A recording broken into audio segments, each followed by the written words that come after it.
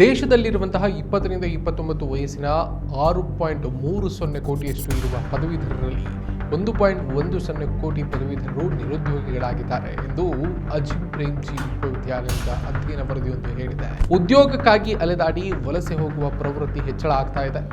ಆರ್ಥಿಕತೆಯಿಂದ ಹಿಂದುಳಿದಿರುವಂತಹ ರಾಜ್ಯ ಅಥವಾ ಪ್ರದೇಶಗಳಿಂದ ಆರ್ಥಿಕತೆಯಲ್ಲಿ ಮುಂದುವರಿದ ರಾಜ್ಯ ಅಥವಾ ಪ್ರದೇಶಗಳಿಗೆ ವಲಸೆ ಹೋಗುವವರ ಸಂಖ್ಯೆ ಗಣನೀಯವಾಗಿ ಏರಿಕೆಯಾಗಿದೆ.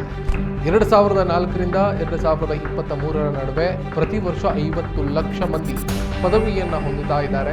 ಇವರಲ್ಲಿ ಕೇವಲ ಅಂದಾಜು 28 ಲಕ್ಷ ಮಂದಿ ಮಾತ್ರ ಉದ್ಯೋಗವನ್ನು ಪಡೆದುಕೊಳ್ತಾ ಇದ್ದಾರೆ. ನಮಸ್ಕಾರ, ಈ ದಿನ .comಗೆ ಸ್ವಾಗತ. ನಾನು ಶ್ರೀರಾಜ್ ವಕ್ವಾಡಿ. ದೇಶದಲ್ಲಿರುವಂತಹ 20ರಿಂದ 29 ವಯಸ್ಸಿನ 6.30 ಕೋಟಿಯಷ್ಟು ಇರುವ ಪದವೀಧರರಲ್ಲಿ 1.10 ಕೋಟಿ ಪದವೀಧರರು ನಿರುದ್ಯೋಗಿಗಳಾಗಿದ್ದಾರೆ ಅಂತ ಅಜಿಂ ಪ್ರೇಮ್ಜಿ ವಿಶ್ವವಿದ್ಯಾಲಯದ ಒಂದು ವಿಶೇಷ ಅಧ್ಯಯನ ವರದಿ ಹೇಳಿದೆ. The state of working India 2026 ಅಧ್ಯಯನ ವರದಿಯಲ್ಲಿ ಕೇವಲ 7% ಯುವಕರು ಮಾತ್ರ ಪದವಿ ಪಡೆದ 1 ವರ್ಷದೊಳಗೆ ಉತ್ತಮ ವೇತನ ಇರುವಂತಹ ಸ್ಥಿರ ಉದ್ಯೋಗವನ್ನು ಪಡಿತಾ ಇದ್ದಾರೆ ಅಂತ ವರದಿಯಲ್ಲಿ ಸ್ಪಷ್ಟವಾಗಿ ಉಲ್ಲೇಖ ಮಾಡಲಾಗಿದೆ. 15ರಿಂದ 25 ವಯಸ್ಸಿನ 40% ಪದವೀಧರರು ಹಾಗೂ 25ರಿಂದ 29 ವಯಸ್ಸಿನ 20% ಪದವೀಧರರು ನಿರುದ್ಯೋಗಿಗಳಾಗಿದ್ದಾರೆ. ಇತ್ತೀಚಿನ ವರ್ಷಗಳಲ್ಲಿ ಪದವೀಧರರ ಪ್ರಮಾಣ ಹೆಚ್ಚಾಗ್ತಿರೋದರಿಂದ ಪದವೀಧರರ ನಿರುದ್ಯೋಗ ಪ್ರಮಾಣ ಹೆಚ್ಚಾಗ್ತಿದೆ ಅಂತ ವರದಿಯಲ್ಲಿ ಉಲ್ಲೇಖಿಸಲಾಗಿದೆ.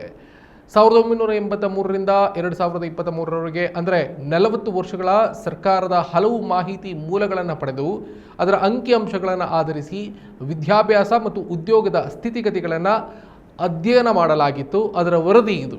49 ಕೋಟಿಯಿಂದ 57.2 ಕೋಟಿಗೆ ದೇಶದ ಉದ್ಯೋಗಸ್ಥರ ಸಂಖ್ಯೆ ಏರಿಕೆಯಾಗಿದೆ. 2021ರಿಂದ 22 ಮತ್ತು 2023-24ರ ನಡುವೆ 71ರಿಂದ 74ಕ್ಕೆ ಉದ್ಯೋಗಸ್ಥರ ಪುರುಷರ ಪ್ರಮಾಣ ಏರಿಕೆಯಾಗಿದ್ದರೆ ಉದ್ಯೋಗಸ್ಥ ಮಹಿಳೆಯರ ಪ್ರಮಾಣ 26ರಿಂದ 34ಕ್ಕೆ ಏರಿದೆ. ಇದು ಕೋವಿಡೋತ್ತರ ಬೆಳವಣಿಗೆ ಎನ್ನುವುದು ಉಲ್ಲೇಖನೀಯ. ಇನ್ನು 4 ಕೋಟಿ ಉದ್ಯೋಗಗಳು 2021ರಿಂದ 22 ಮತ್ತು 2023ರಿಂದ 24ರ ನಡುವೆ ಸೃಷ್ಟಿಯಾಗಿದೆ. ಈ ಪೈಕಿ 3.8 ಕೋಟಿಯಷ್ಟು ಮಹಿಳೆಯರೇ ಉದ್ಯೋಗವನ್ನು ಪಡೆದುಕೊಂಡಿದ್ದಾರೆ. ಉದ್ಯೋಗ ಸೃಷ್ಟಿಯಾಗಿದೆ ವಿನಃ ಪುರುಷರು ಮತ್ತು ಮಹಿಳೆಯರ ಆದಾಯದಲ್ಲಿ ಗಣನೀಯ ಪ್ರಮಾಣದಲ್ಲಿ ಹೆಚ್ಚಳ ಆಗಿಲ್ಲ ಅಂತ ಕೂಡ ಅಧ್ಯಯನ ವರದಿ ಸ್ಪಷ್ಟವಾಗಿ ಹೇಳಿದೆ. ಇದು ದೇಶದ ಆರ್ಥಿಕತೆಯ ಮೇಲೂ ಕೂಡ ಪರಿಣಾಮ ಬೀರಿದೆ.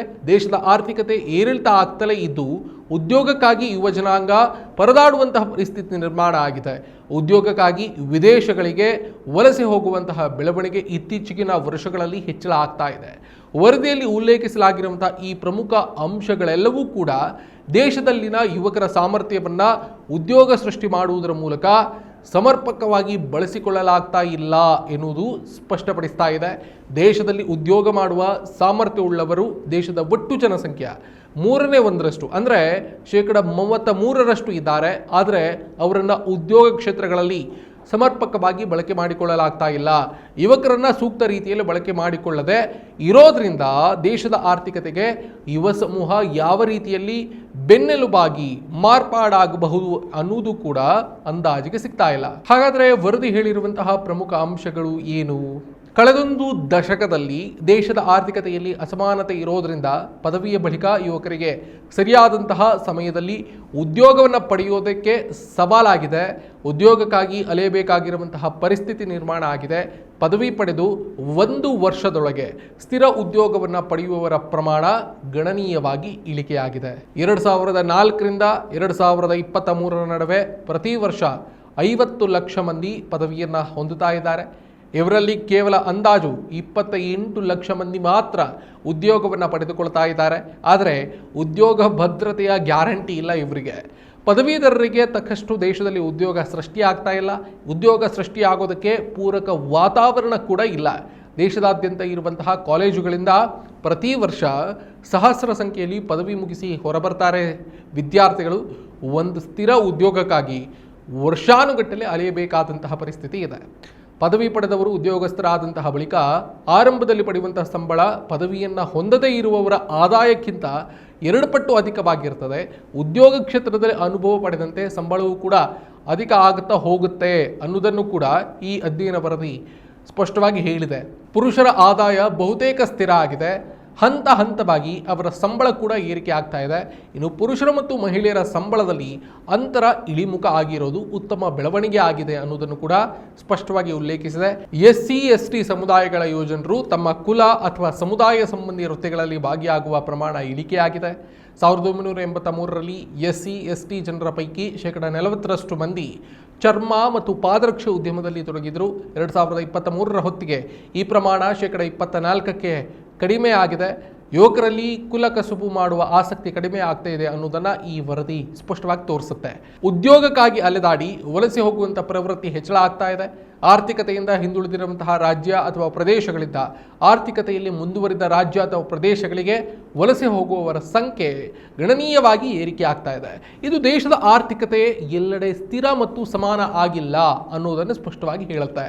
ಕೃಷಿ ಕ್ಷೇತ್ರದಲ್ಲಿ ಉದ್ಯೋಗ ಸೃಷ್ಟಿ ಹೆಚ್ಚಳ ಆಗಿದೆ. ವಯಸ್ಸು ಮತ್ತು ಲಿಂಗದ ಬೇಲಿಯನ್ನು ದಾಟಿ ಕೆಲಸವನ್ನು ಮಾಡುವವರು ಕೃಷಿ ಕ್ಷೇತ್ರವನ್ನೇ ತಮ್ಮ ಆದಾಯದ ಮೂಲವನ್ನಾಗಿಸಿಕೊಂಡವರ ಸಂಖ್ಯೆ ಹೆಚ್ಚಳ ಆಗಿದೆ.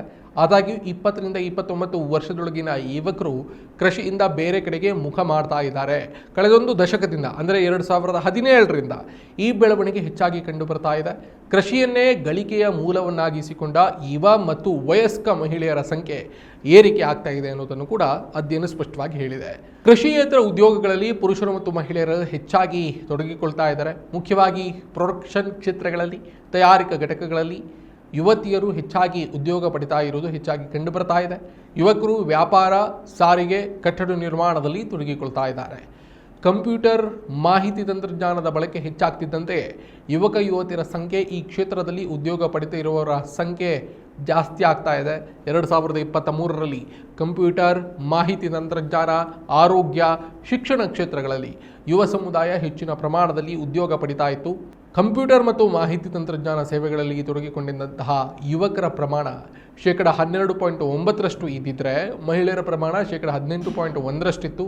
ಇದು ಇಂತಹ ಮಾಹಿತಿ ತಂತ್ರಜ್ಞಾನ ಕ್ಷೇತ್ರಗಳಲ್ಲಿ ಯುವಕರಿಗಿಂತ ಯುವತಿಯರೇ ಹೆಚ್ಚು ಉದ್ಯೋಗಸ್ಥರಾಗಿರುವುದನ್ನು ತೋರಿಸ್ತದೆ. 2023ರ ಅಂಕಿಅಂಶಗಳ ಪ್ರಕಾರ 23.1% ಯುವತಿಯರು ಶಿಕ್ಷಣ ಕ್ಷೇತ್ರದಲ್ಲಿ ತೊಡಗಿಕೊಂಡಿದ್ದರೆ ಕೇವಲ 5.4% ಮಂದಿ ಯುವಕರು ಈ ಕ್ಷೇತ್ರದಲ್ಲಿ ಉದ್ಯೋಗಸ್ಥರಾಗಿದ್ದರು.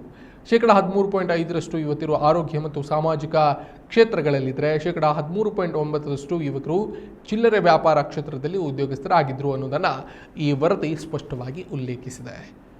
ಇದಾಗಿತ್ತು ಈ ಹೊತ್ತಿನ ವಿಶೇಷ. ಮತ್ತಷ್ಟು ಸುದ್ದಿ ಮತ್ತು ಮಾಹಿತಿಗಾಗಿ ನೋಡ್ತಾ ಇರಿ eDina.com. ನಮಸ್ಕಾರ. ಮತ್ತಷ್ಟು ವಿಶೇಷ ವಿಡಿಯೋಗಳನ್ನು ನೋಡಲು ಮತ್ತು ಹೊಸ ವಿಡಿಯೋಗಳ ಬಗ್ಗೆ ತಿಳಿಯಲು eDina.com ಯೂಟ್ಯೂಬ್ ಚಾನೆಲ್ ಸಬ್ಸ್ಕ್ರೈಬ್ ಮಾಡಿ ಮತ್ತು ಬೆಲ್ ಐಕಾನ್ ಕ್ಲಿಕ್ ಮಾಡಿ.